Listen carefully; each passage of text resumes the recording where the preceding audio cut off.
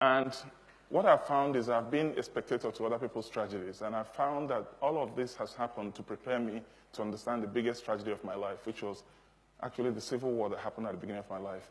And what I want to say today is that really it's not the duty of people who are not involved to deny the pain of people who are involved.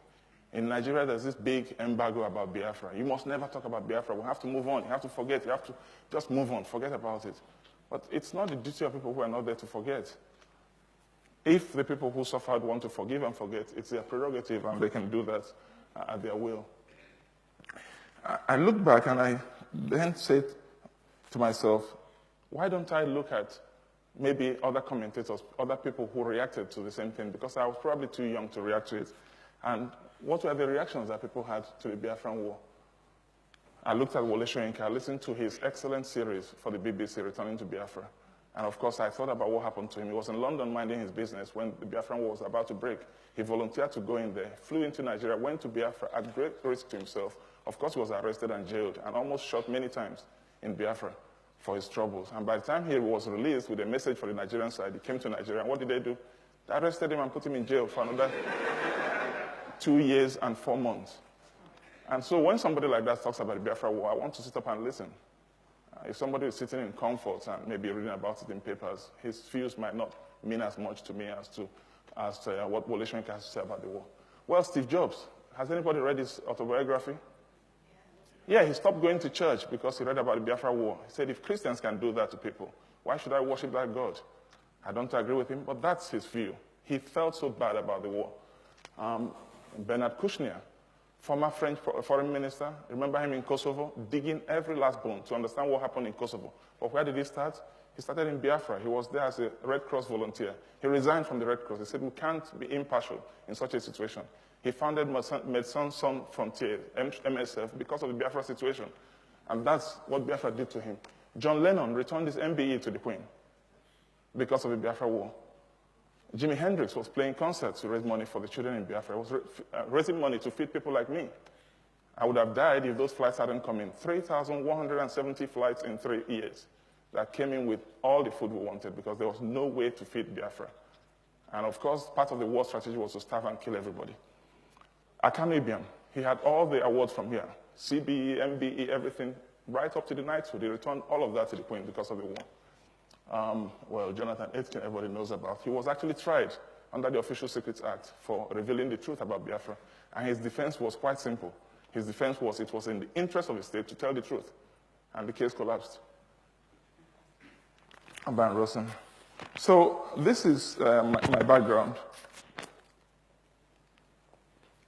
Imagine what it would look like if the Soviet Union was not allowed to talk about the 20 million dead from the Second World War. Imagine if it would be like if they were not allowed to heal that rift. Imagine what it would look like if the Soviet Union had not built bridges with Germany and had Germans help them rebuild and pay reparation after the war. Imagine what it would be like if the UK and the Commonwealth can't talk about the Second World War or the First World War or all the wars that have been, or the current wars where people are dying.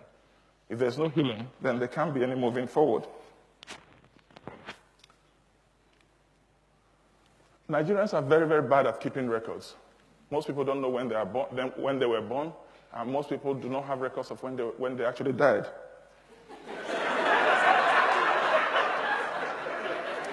But this slide is the most serious slide of my presentation.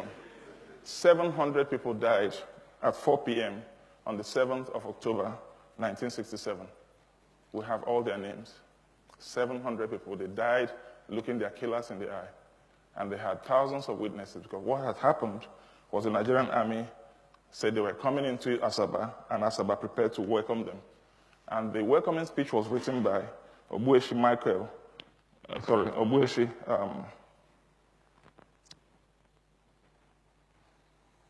the welcoming speech was written by the father of the wife of the last Nigerian president, Babangida, Miriam, Obueshi Okowu.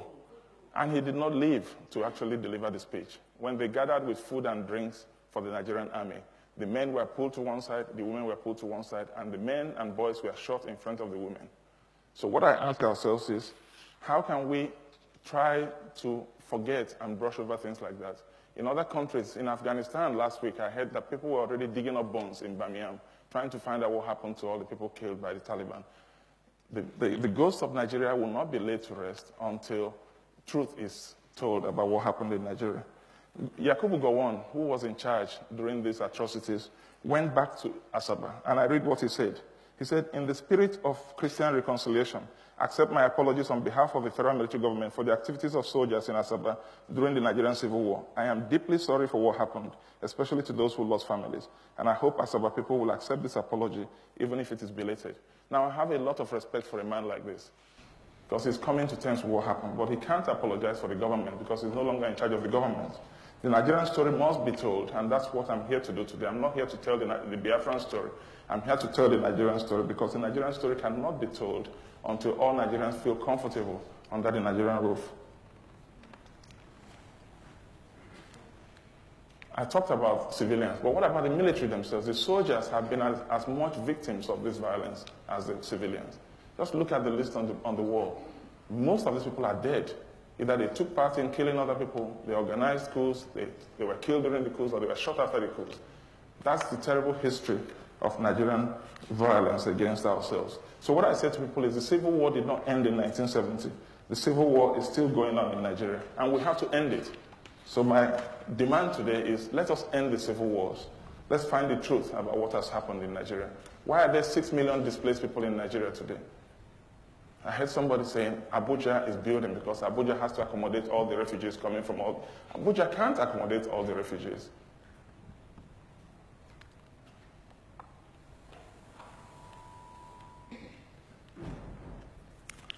So what I say is, after finding out the truth about what has happened, we have to ask for forgiveness. There has to be some true remorse. The people who were wronged have to be encouraged to find it in their hearts to forgive those who have wronged them. We have to find ways of building bridges. We have to find ways of rebuilding trust.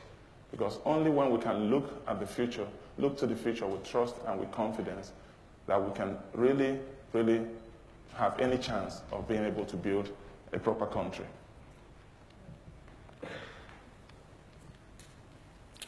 This has brought me to the end of my talk and the ultimate question, which is, how many Nigerians will it take to change a light bulb? The problem is that there's no answer to this question today. Until there's trust, we'll have to set up a committee of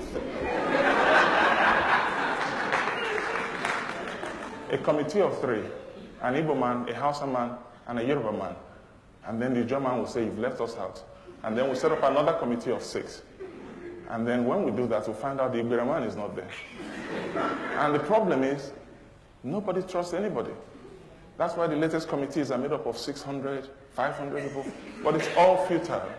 Once we build trust amongst ourselves, once we can tell ourselves the truth, once we can rebuild the confidence, and once we can recreate that legitimacy and end the civil wars and end the killings, then we can send any Nigerian to the room to change the light bulb. Thank you.